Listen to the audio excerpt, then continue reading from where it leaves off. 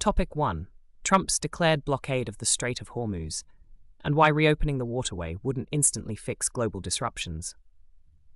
President Donald Trump posted on Truth Social, shortly after peace talks in Pakistan collapsed, that the US Navy would immediately blockade the Strait of Hormuz and would seize or stop ships even in international waters if they paid tolls to Iran.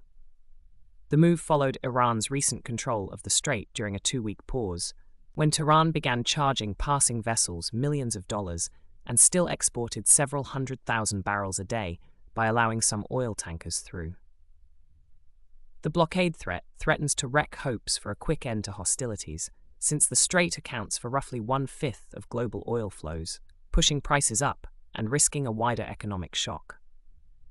Analysts warn that simply reopening the strait won't normalize trade. Many tankers have left. There are too few empty ships to reload. Insurers and owners are reluctant to return, and full recovery of cargo flows could take months.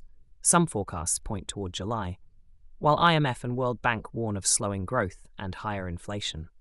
Topic 2. Saudi Arabia restores full east-west pipeline capacity after attacks. On April 12th, Saudi authorities announced they had fully restored the east-west pipeline's throughput to about 7 million barrels per day after damage from recent attacks.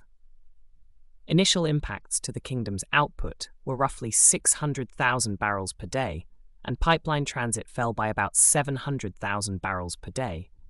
But recovery steps, including restoring roughly 300,000 barrels per day from the Manifa field, helped make up the shortfall.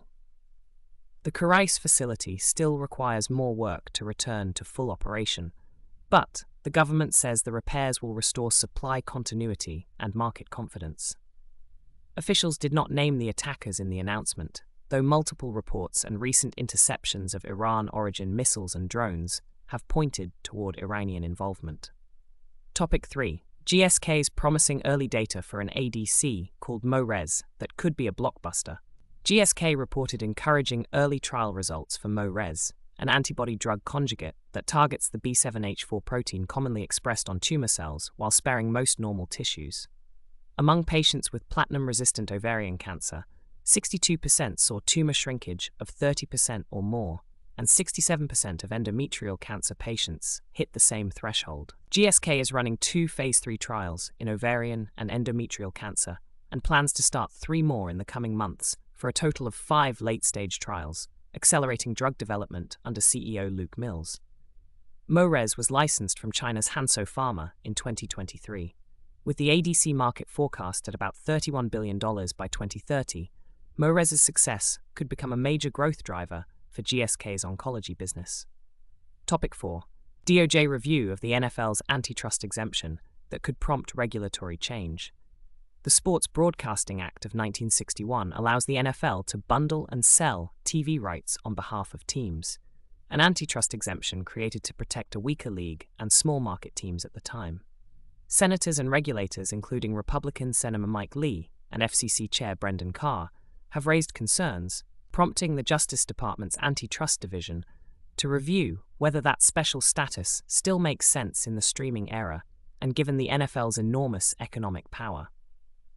Critics point to the league's gambling partnerships, political influence, and packaged rights deals that force consumers into many subscriptions to see all games. The NFL counters that packaged sales are still reasonable and that local free broadcasts protect regional markets. The review creates a realistic possibility of narrowing or removing the exemption, though the outcome remains uncertain and the league is taking the probe seriously. Topic 5.